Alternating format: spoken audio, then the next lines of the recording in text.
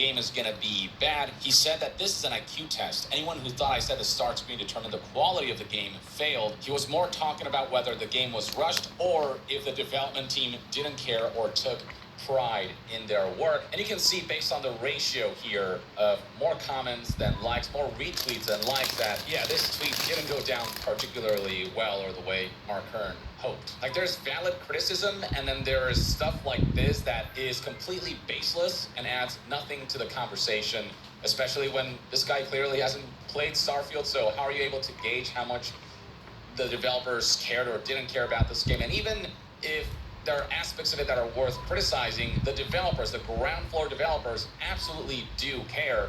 And oftentimes the failings of a game tend to be a matter of management failures that led to a game being rushed, or that led to a game not being able to meet certain quality standards because the managers were either overambitious or just did not allot the right amount of time and the right development environment for a vision to be fully realized in its potential. And then Mark Hearn tried to present the argument that never judge a book by its cover is a huge myth. Authors know this. People buy on covers all the time, which I guess on some level is true, but the title screen of Starfield isn't its cover.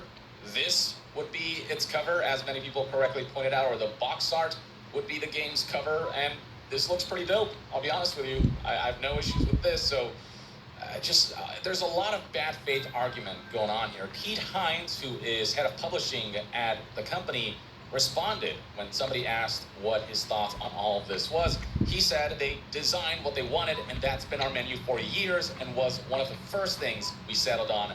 Having an opinion is one thing. Questioning out a developer's care or a sense of pride or whatever because you would have done it differently is highly unprofessional coming from another quote-unquote dev. You can see right here, ratioed hard. This tweet garnered way more likes than this one did. And then below that, you'll find plenty of people in the content creation or media space who are just straight up clowning on Mark Hearn because it was just such a dumb take. And also, there is proof that this was the start screen since many years ago. Don't tell him it was pretty much the same 2 years ago either. Mark Hearn made this claim that the start screen is often done at the very end of development, but I imagine that varies on a case-by-case basis. Some developers may decide to prioritize that early on, or others might decide that they can save it for last. Also coming to Bethesda's and Starfield's defense was inXile Entertainment, who commented via a tweet that has since been deleted that read, "We're moving all development resources off the game and onto the start screen. The campaign will be 45 minutes long. The start screen will be 20 plus hours," which got a good laugh out of a lot of people, but I imagine they didn't want to stoke the flames further, so they decided it was better to just delete the tweet and not engage. Beyond that, looking at Mark Hearn's responses to this particular tweet, you'll find folks, gamers from all walks of life chiming in and just utterly baffled that this is a take he decided to put out there, and plenty of people highlighting other title screens that are pretty simplistic and aren't representative of the game's quality or whether it shows that a developer cared or not. I want to put my argument out there and point out the Yakuza or Like a Dragon series. This is the title screen for Yakuza Kiwami. This is the title screen for Yakuza 0. Pretty simplistic. It's often considered the best game in the series, and nobody would say that that game feels like no care or pride was put into it. Here's a Twitter user who pointed out the title screen of one of the greatest games of all time, Chrono Trigger. This is the title screen. It's just a pendulum that swings, and then the title comes up, and it's a black background. That's it. And hilariously enough, Mark Hearn highlights on his Twitter profile that Chrono Trigger is the best game. Would you say that's a game that didn't have any care or pride put into it because its title screen is pretty simplistic? Well, Mark Hearn tries to argue for Chrono Trigger by saying, well, they put a lot of thought into the start screen of Chrono Trigger. Not only was it timed to music perfectly, it was also the first use of Nintendo's hardware Mode 7 on a title screen to animate the pendulum, which is a neat little fun fact, but it sounds more like your subjectivity on what you enjoy about a title screen is getting in the way of you being able to have a proper opinion and proper criticism about a game, rather than trying to claim that based on your subjective opinions on a title screen, you can tell whether somebody cared or not, or took pride or not on a creative endeavor that they worked really hard on. Here's one response to Mark Hearn's tweets that highlights numerous title screens that are pretty simplistic in their approach. The Last of Us is just this window right here. Ghost of Tsushima is just this katana. Skyrim,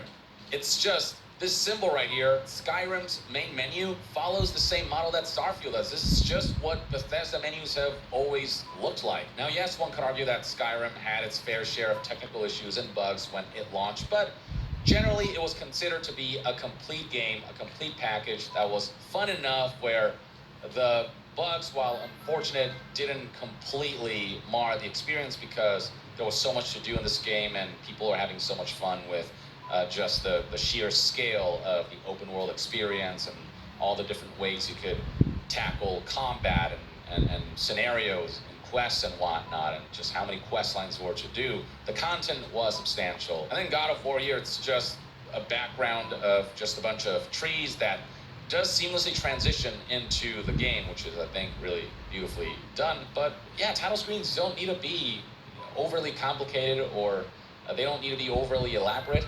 They can be simple and symbolic and just something nice to look at that you'll stare at for like a couple seconds before you hit new game and you're in the game itself, which is what matters. I mean, you want to talk about a title screen that completely destroys Mark Kern's argument, check out From Software's title screens. This is a title screen for Elden Ring, and this is pretty much what FromSoft title screens look like across all of their Soulsborne games. Would Mark Kern look at this title screen with not a whole lot going on and say that FromSoft didn't put any care or pride in their Soulsborne titles in Elden Ring, which won Game of the Year and is regarded as one of the best open world games ever made? And would you say the same about every FromSoft game that has been released that has used this title screen format since frickin' Demon's Souls? Let's look at some more, shall we? Here is Red Dead Redemption and Red Dead Redemption 2, two very beloved